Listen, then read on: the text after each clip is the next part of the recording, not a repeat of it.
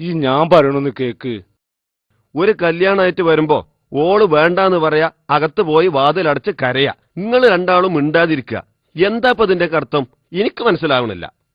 നിങ്ങൾക്ക് രണ്ടാൾക്കും വയസ്സായിക്കണ്. ഓളെ ഇളയതൊരുത്തി കെട്ടിക്കാൻ പ്രായം തെറ്റി നിൽക്കുക. അല്ല, നിങ്ങളെ പറഞ്ഞിട്ട് കാര്യല്ല. മക്കളെ കണ്ണീര് കാണുമ്പോ ഒരിക്കലും ഉമ്മാക്കും ബാപ്പാക്കും സഹിക്കൂല. അതുകൊണ്ടാണ് പലപ്പോഴും അവരെ ഇഷ്ടത്തിനനുസരിച്ച് നിൽക്കേണ്ടി വരുന്നത് എന്ന് എനിക്കറിയാം.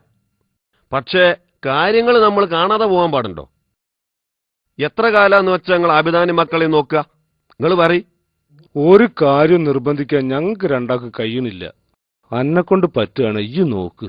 അല്ലാണ്ട് ഞാൻ എന്താ പറയണ്ടേ? ഗൾഫിൽ നിന്ന് വന്നിട്ട് എന്റെ അധിക സമയവും ആബിദാന്റെ കല്യാണ കാര്യത്തിനും വേണ്ടി ഓടി നടക്കുകയായിരുന്നു ഞാന്. എന്നിട്ട് എന്തെങ്കിലും കാര്യം ഉണ്ടായോ? ഇല്ല. ഇവിടെ വെച്ച് ഒരു കാര്യവും അവളോട് സംസാരിക്കാൻ പറ്റൂല എന്ന് എനിക്കറിയാം. അതുകൊണ്ട് ഞാന് അവിടെ നിൽക്ക, ഓള് വരുന്ന വഴിക്ക്. പിന്നെ ഞാൻ പറഞ്ഞ ആ കല്യാണക്കാരുണ്ടല്ലോ, അത് ഞാനാണ്ട് ഉറപ്പിക്കും.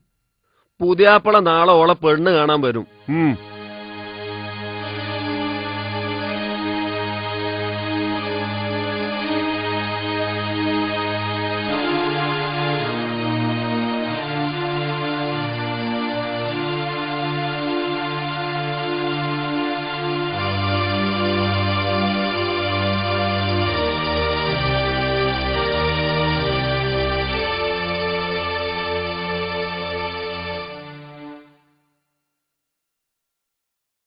ആ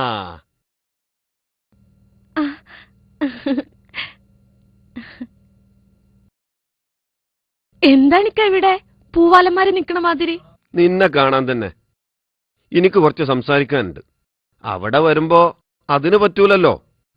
വീട്ടിൽ വന്നാല് അകത്ത് കയറി വാതിലടച്ച് കരയാൻ തുടങ്ങിയാല് പിന്നെ എനിക്ക് പറയാനുള്ളത് കേൾക്കാൻ ആരുമില്ലല്ലോ. ആ, അത് പോട്ടെ. ഇപ്പൊ ഞാൻ നിന്റെ വീട്ടിൽ പോയിട്ടാ വരുന്നത്. എനിക്ക് നിന്നോട് കുറച്ച് കാര്യങ്ങൾ സംസാരിക്കാനുണ്ട്. എന്റെ കല്യാണക്കാരിയാണോ? എന്താ, അതൊരു വിഷയം തന്നെ അല്ലേ? എനിക്കിപ്പം കല്യാണത്തിനൊന്നും താല്പര്യമില്ല. കുറച്ച് താല്പര്യം എടുക്കണം. വിശ്വസിക്കാൻ പറ്റുന്ന ആണുങ്ങളുണ്ടോ ഈ ലോകത്ത്? നിന്റെ ഈ മാനസികാവസ്ഥയില് ഞാൻ എന്ത് പറഞ്ഞാലും ഒരു ഗുണവും ചെയ്യാൻ പോണില്ല. നിന്നെ കുറ്റം പറയുന്നില്ല. പക്ഷേ നിന്റെ ഭാവിയെക്കുറിച്ച് നിനക്ക് വലിയ ചിന്തകളൊന്നുമില്ലെങ്കിലും എനിക്ക് ചില ഉത്തരവാദിത്തങ്ങളൊക്കെ ഉണ്ടല്ലോ. ഇതുവരെ നിന്റെ അഭിപ്രായങ്ങൾ ചോദിച്ചതും ആഗ്രഹം അന്വേഷിച്ചതും ഒക്കെ നിന്നെ കൂടുതൽ വിഷമിപ്പിക്കണ്ടെന്ന് കരുതിയിട്ടാ. ഒരുപാട് നല്ല ആലോചനകൾ നീ വേണ്ടാന്ന് വെച്ചു. ഇനി നിന്റെ ഇഷ്ടത്തിന് വഴങ്ങിയാല് ബന്ധുക്കളാന്നും പറഞ്ഞ് ഞങ്ങളൊക്കെ ഇവിടെ ഉണ്ടായിട്ട് എന്താ കാര്യം? അതുകൊണ്ട് കേട്ടോ, എന്റെ കൂടെ ഗൾഫിലുണ്ടായിരുന്ന ഒരു സുഹൃത്തുണ്ട്. കഴിഞ്ഞ വർഷം അവന്റെ ഭാര്യ മരിച്ചുപോയി. 4 വയസ്സായ ഒരു കുട്ടിയുണ്ട് അവന്. വർഷങ്ങളായിട്ട് അവന്റെ എല്ലാ കാര്യങ്ങളും എനിക്കറിയാം.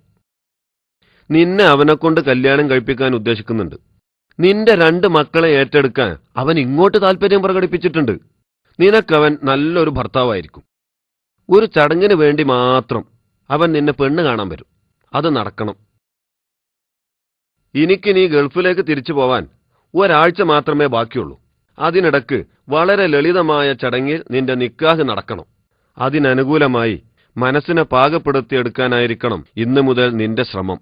നിന്റെ 2 മക്കൾക്ക് വേണ്ടിയെങ്കിലും. മോളെ, ഒരാങ്ങളയുടെ സ്ഥാനത്താണ് ഞാനുള്ളത്. നിന്റെ ബാപ്പാക്കും ഉമ്മാക്കും നീ ഒരു ബാധ്യതയാവരുത്.